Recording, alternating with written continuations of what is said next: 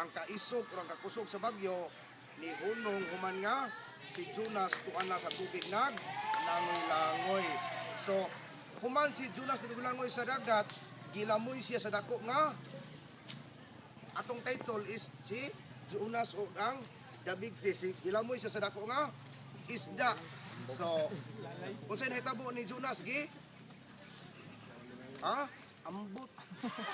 Gilamoy sa isda. Sige. Human si Jonas nasunod sa tiyan sa isda. Kung siyang giingon, ngit-ngit, baho, o dili, komportable sa sulod sa tiyan sa isda. Sulod sa tulog ka adlaw o gabi. Si Jonah nag-ampo o nangayo o pasaylo sa Ginoo. So usay gibuhat ni Jonah human siya gitukab sa isda. Nangayo siya o pasaylo sa Ginoo. Muna nga itong timan-an nga hangin atong buhaton. Sulod sa tulog ka adlaw o gabi, si Jonas naasulod sa tiyan sa isda, nag-ampo o nangayo siya pasaylo. So dayon sa ika-11 nga panghitabo, ipagula siya sa isda dito sa baybayon o misunod sa sugo sa Ginoo nga moadto sa Ninive. So human si Jonas gipasaylo unsa iyang gibuhat?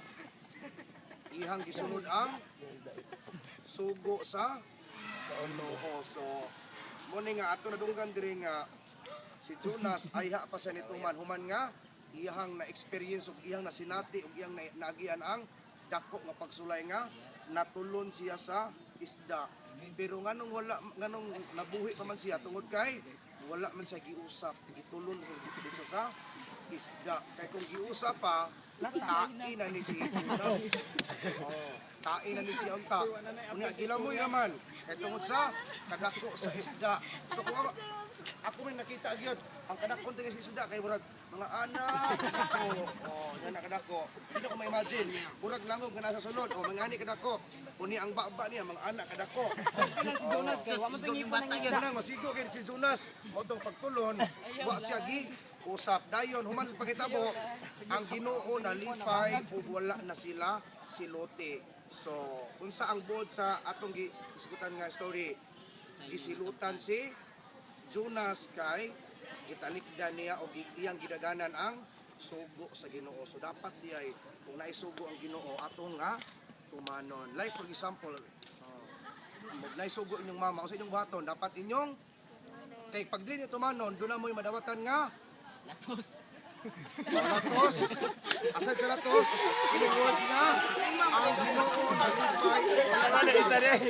So aron dili silutan o sa buhaton mo sunod sa sugo sa Ginoo. Labi na nga ang sugo sa Ginoo nga mosimba kada dili adlaw.